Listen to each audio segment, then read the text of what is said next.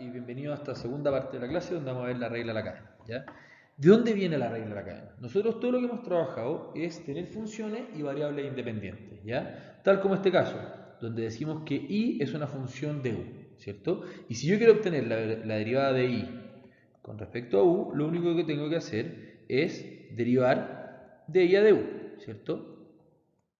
Ahora, ¿qué pasa cuando u no es una variable independiente? Sino que depende de otra variable que esa sí es independiente.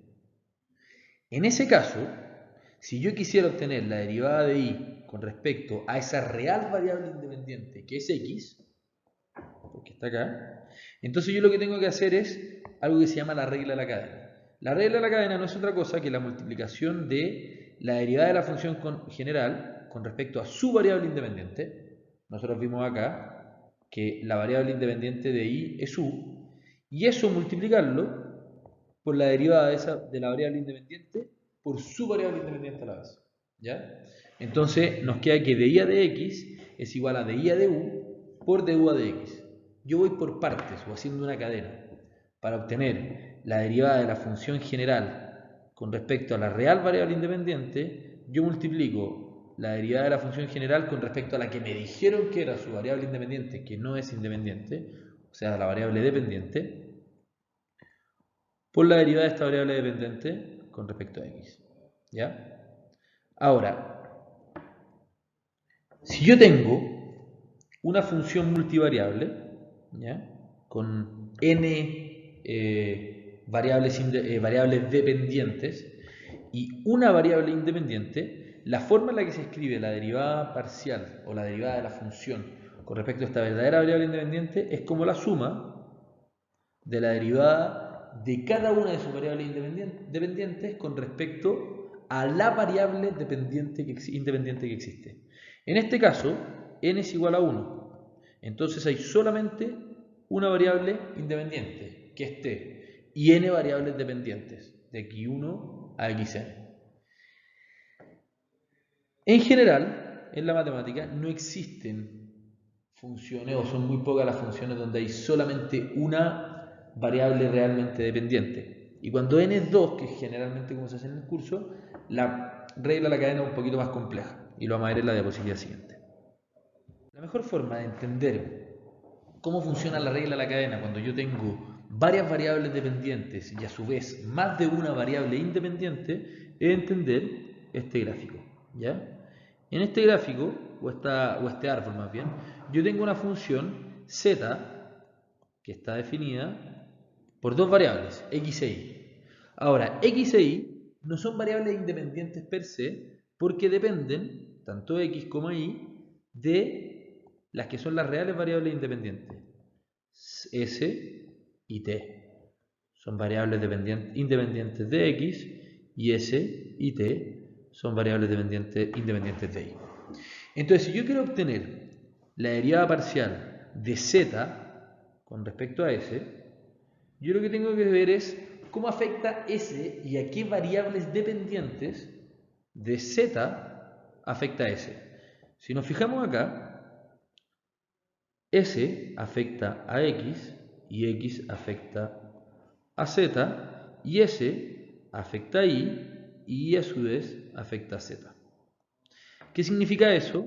Que la derivada parcial de z con respecto a s va a ser la suma de ambos efectos de s. S afecta a z a través de x y s afecta a z a través de y. Entonces yo tengo que calcular la derivada parcial de z con respecto a s va a ser la suma de la derivada parcial de z con respecto a x por la derivada parcial de x con respecto a s más la derivada parcial de z con respecto a y por la derivada de y con respecto a s. Y ahí lo que yo estoy construyendo son cada uno de los caminos que marqué en verde.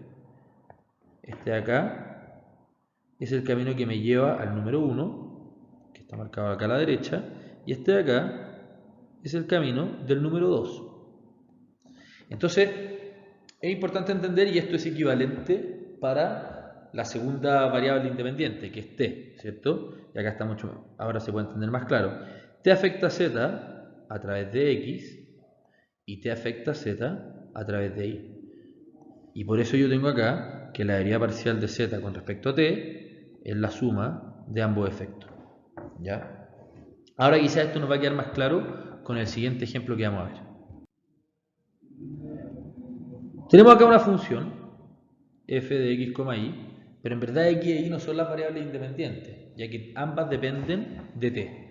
Entonces yo sé que de f a de t va a ser la suma de los efectos de f a de x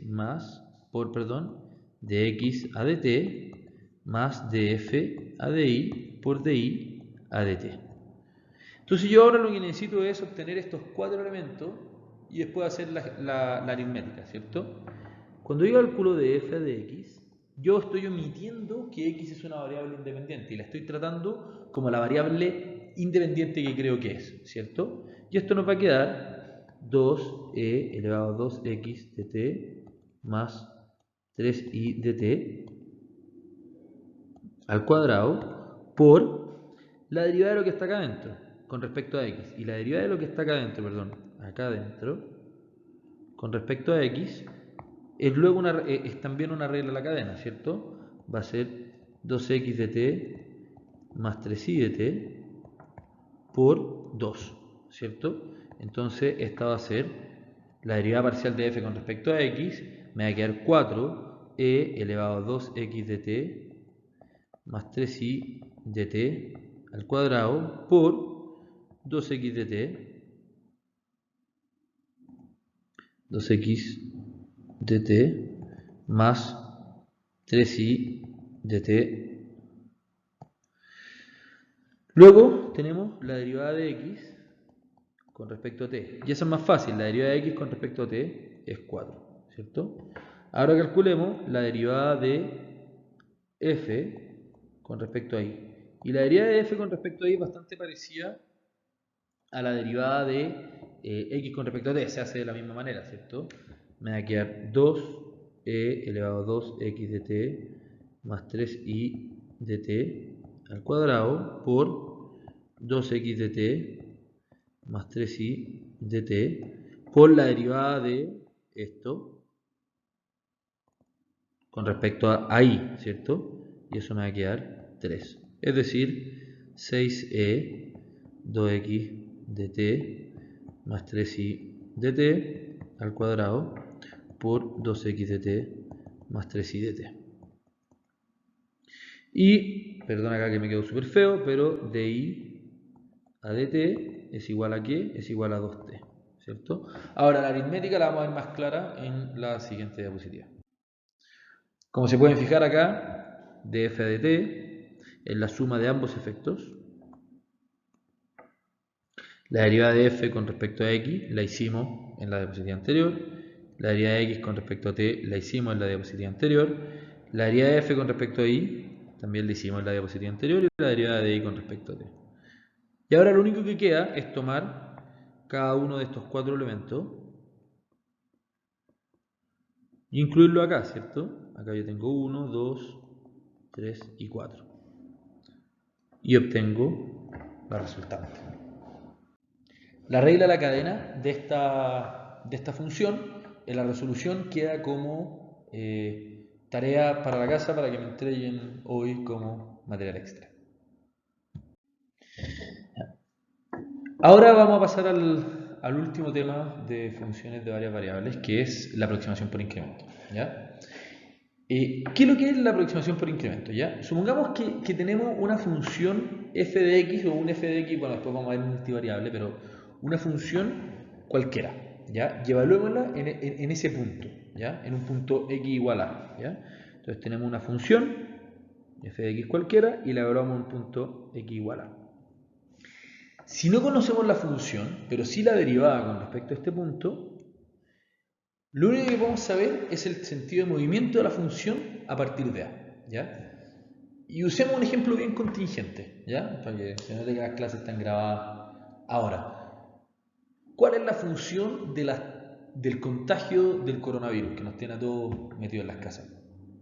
En verdad nadie lo conoce, pero ahora sabemos que la tasa de contagio, o sea, la derivada de la función con respecto al punto actual, es de cierto tipo, ¿ya? En la economía y en el mundo real, esto es mucho más común de lo que se cree. Que yo entiendo una función, no la tengo determinada, pero sí sé cuál es la derivada en el punto. Porque la interpretación de la derivada es la tasa de movimiento ante cambio en ese punto. ¿Ya? Eso es lo que me permite a mí, y perdón, antes de entrar, tenemos por ejemplo la contaminación, tenemos la producción, tenemos la contaminación ambiental, perdón, tenemos el tema del coronavirus, podemos tener, no sé, temas de peso, de desarrollo físico, hay una infinidad de funciones que no sabemos cómo están construidas, pero sí sabemos cómo cambian a partir del punto donde estamos parados, ¿ya? Y ahí es donde se usa la aproximación por incremento. ¿Y qué es lo que es la aproximación por incremento? Yo digo, mira, la verdad es que yo no me sé la función. Yo solamente sé que estoy parado en un punto A y me sé la derivada. Yo sé que la derivada es la pendiente de la curva, ¿cierto? Y lo que está acá. Entonces, si yo sé en qué punto estoy parado, si yo conozco la derivada y yo sé cuánto voy a cambiar, y yo llego a este punto A más delta X, yo puedo hacer una aproximación por incrementos y entender a qué valor voy a llegar. ¿Ya? Ahora, si se fijan acá, si yo evalúo la función en el punto A más delta X, yo voy a obtener el real valor f de A más delta X. Sin embargo, por la aproximación por incrementos, por decir, estoy en este punto, tengo la pendiente y cuánto me voy a demorar, llegué a otro valor, ¿cierto? Y este es el valor de la aproximación. Estos valores son distintos y la razón se debe a que la función que no conocemos generalmente es no lineal. Esto es no lineal. En cambio, la aproximación por incrementos utiliza la derivada, que adivinen qué, es lineal. El origen del error en la aproximación por incremento viene de esto. ¿Ya? Veamos ahora con un poquito más de detalle cómo es la fórmula de la aproximación por incremento. Nosotros sabemos que la pendiente de una función es el cambio en y partido en el cambio en x. Entonces, simplemente despejando, yo obtengo que delta y es igual a m por delta x, donde m es la pendiente. ¿Cierto? Ahora, yo sé que la derivada de y con respecto a x es el límite, cuando x tiende a 0, de delta y partido en delta x. Entonces yo podría decir que m es como, y de ahí viene la aproximación, delta y partido en delta x. Entonces yo puedo decir, de y a de x. Entonces yo puedo decir que el cambio en y, el cambio en el recorrido de la función en y, es como de y a de x por delta x. Es decir, esto. El cambio que se va a producir en la función, en el valor de la función, se parece a la derivada con respecto a x por el cambio a analizar en x. Y acá tenemos el ejercicio. Yo tengo acá la pendiente, que es la recta tangente al punto A, y tengo ese a más delta x que vimos en la clase anterior.